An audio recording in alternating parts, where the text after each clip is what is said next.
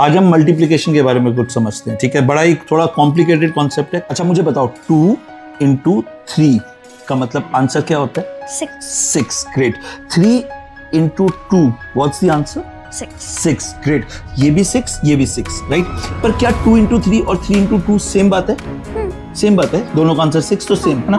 School में हमेशा हमको बताया जाता है कि हम ये याद करें कि आंसर क्या होगा और हम आंसर निकालते हैं। पर रियल लाइफ से देखोगे ना कहीं ना, तो 2 into 3 और 3 into 2 दोनों अलग अलग बातें हैं। पता है कैसे? हाँ, दोनों आंसर तो सेम है, करेक्ट 6। पर रियल लाइफ में क्योंकि इनका इम्प्लीमेंटेशन अलग है, इनका प्रैक्टिकल यूज अलग है, इनका आंसर सेम है पर इनका प्रोसेस एकदम अलग है। और मैथ्स हमें ये प्रोसेस ही सिखाता है। तो पहले 2 into 3 करते हैं। तो सबसे पहले 2 लेते हैं, ये रेड को हम 2 लेते हैं, ये हो गया 2। अब 2 into 3 मीन्स 2 के ऐसे कितने पेयर? 3। तो एक पेयर मैंने बना दिया, और आप बनाओ। ग्रेट, ठीक है। ये हो गया 2 into 2। ग्रेट। 2 into 3, तो ये हो गया 2 और ये 2 into 3। इसका आंसर कितना है? 6। करेक्ट। अब आप मेरे को 3 into 2 बनाओ। पहले 3 के एक सेट बनाओ जिसमें 3 है। तो 1 2 3 और 3 into 2 मतलब ऐसे कितने?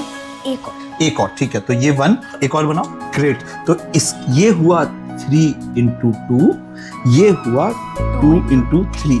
अब इनका प्रैक्टिकल फर्क पता है कहाँ था? काइना, ऐसा सोचो, डॉक्टर ने लिख के दिया कि कोई एक मेडिसिन काइना को लेनी है मॉर्निंग में और नाइट में, और ऐसा 3 डेज तक लेना है। तो मंडे को लेनी है, ट्यूसडे को लेनी है और वेडनेसडे को लेनी है। तो काइना कैसे दवाई लेगी? 1 मॉर्निंग में, 1 इवनिंग में, 1 morning 1 evening, 1 morning 1 evening, 3 days तक। ये हुआ 2 into 3।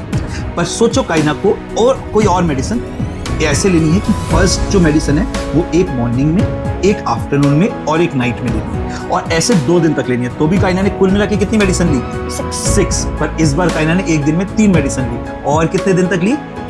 2 दिन तक। और यहाँ पर काइना ने 2 मेडिसिन ली, पर कितने डेज तक ली?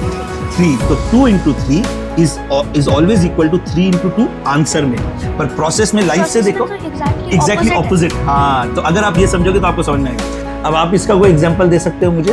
हाँ, क्लास में एक बच्चा हमें टॉफी डिस्ट्रीब्यूट कर रहा है, तो उसके पास टोटल में 6 टॉफीज है। तो हमें देगा तो फिर हमारे पास आएगी टोटल में 3। और अगर मेरे पास मेरी 3 फ्रेंड्स, मैं एक और हम 3 हैं, और कोई और वापस हमें टॉफीज दे रहा है, उसके पास 6 ही है, तो फिर वो हमें देगा, तो फिर हम सबके पास 2 हुआ। Very nice. तो फायदा किस में हुआ? कौन से वाली बारी में? पहले वाले में, जब मेरे को 3 मिल रही थी। जब आपको 3 मिली। ग्रेट।